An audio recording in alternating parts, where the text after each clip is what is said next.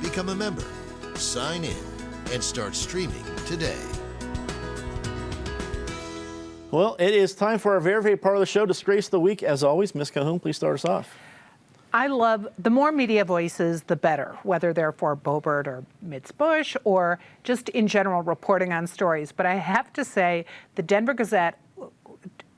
Gazette's endorsement of Trump, which was also in the Colorado Springs Gazette, went a little too far when they equated Trump to Winston Churchill. David.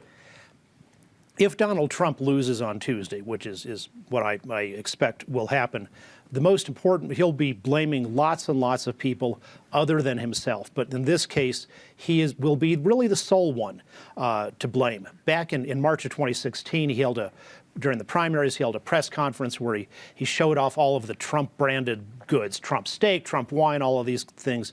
And he was asked, can you act presidential? And he said, sure, I can, and essentially when I want to.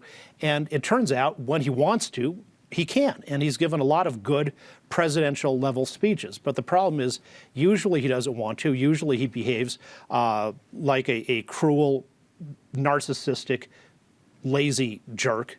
And a lot of people have just gotten tired of that. So when he's rejected, I don't think the platforms or what Republicans stand for is being rejected, but I think it will be an overwhelming rejection of him as a human being. Eric, we go to you next.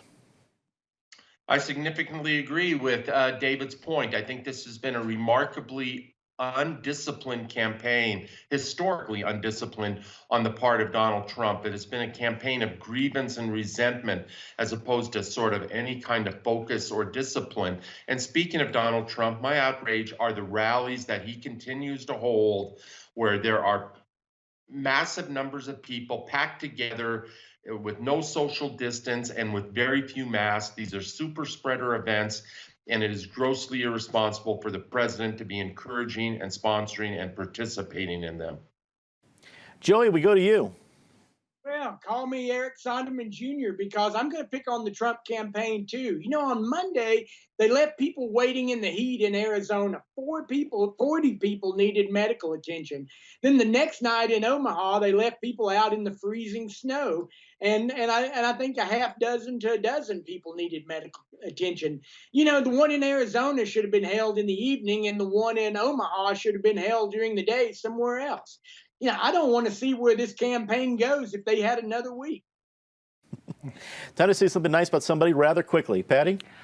Thanks to Mother Nature for the snow, but especially Colorado's firefighters. When you want to see performance of duty, these people were gracious, they were good-humored, they left notes, they did a fabulous job. You're here. David. No matter what happens on Election Day, the tax, some of them Chinese funded, on our American form of government are going to continue. Attacks on freedom of speech and freedom of thought. Our republic is in very grave danger. And I guess the nice thing is there are still some people who care about saving our constitutional republic, and maybe we'll succeed. Eric.